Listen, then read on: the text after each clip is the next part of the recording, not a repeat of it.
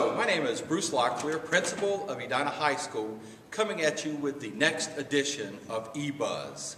Today we're shooting live on the set of Urinetown. Today we'll be taking a look at a couple different programs.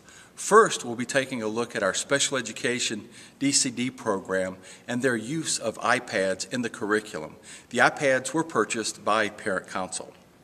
We'll also be taking a look at the science curriculum as explained by Steve Sanger, our area leader of science. Yes, we are changing, we're making several changes in the science curriculum, and I think probably the most significant one is in our chemistry classes. In the past, we've had 3 levels of introductory chemistry. We've had chemistry foundations, we've had general chemistry, and we've had enriched chemistry. Enriched chemistry is what you'd expect. It's sort of an accelerated sequence where we go deeper, we cover more topics and go deeper into what we already cover. General chemistry is, again, what you'd expect, which is basically a typical chemistry sequence that we think appeals to most students. Chemistry Foundations has been a class that was developed to help meet the needs of students who struggle more with the mathematics of chemistry.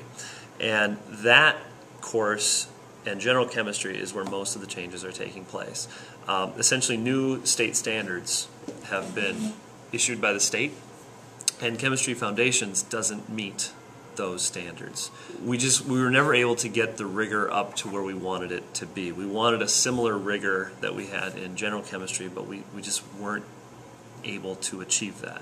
So we have decided to get rid of Chemistry Foundations. So this year that is gone, and students who had traditionally been placed in Chemistry Foundations are now being placed inside the various general chemistry courses. We got a brand new textbook, and we're looking at the sequence of topics, and also within each topic we're also developing ways that we can meet the needs of different learners.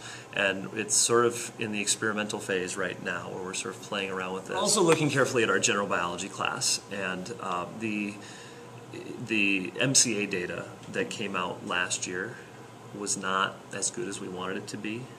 And so we spent a good amount of time last year, mostly the biology teachers, looking at that data and figuring out what can we do to address this issue. So we focused mostly on the general biology class because that's where the data showed us we needed to put most of our focus. And those teachers have been making a very concerted effort to align themselves a little bit more closely. So we looked last year as the entire biology team. We looked at the new standards, we looked at our curriculum, and we figured out what are the core elements that we need to make sure students are learning, and what elements are we teaching that aren't as important, that aren't in the standards, that we could maybe cut.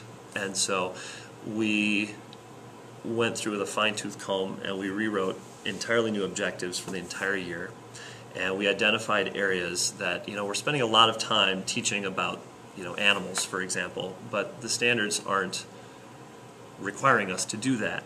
So do we need to spend an entire month on animals when these test scores are low and the state is not telling us we need to do that?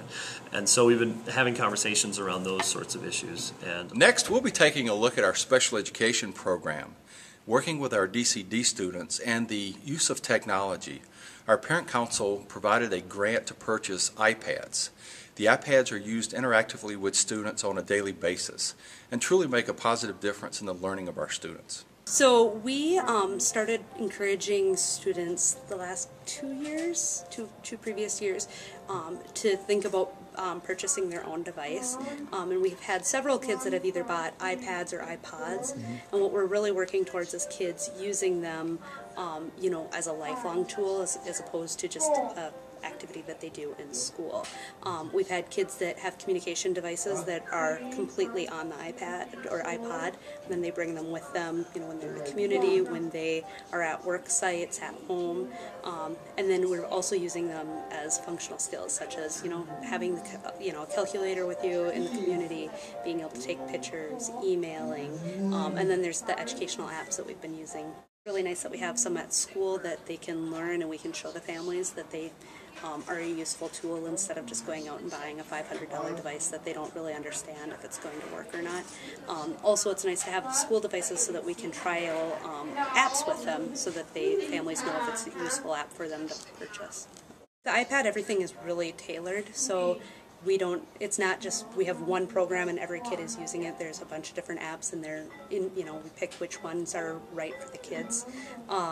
There's different things that we kind of use across the board, like the built-in calendar features, working on using schedules and things like that. We also teach just general internet skills, looking up the weather, what the weather means, those kind of things. So it's broad, but then we also can tailor it. And had an iPad or iPod before all this started, so I definitely learned a lot.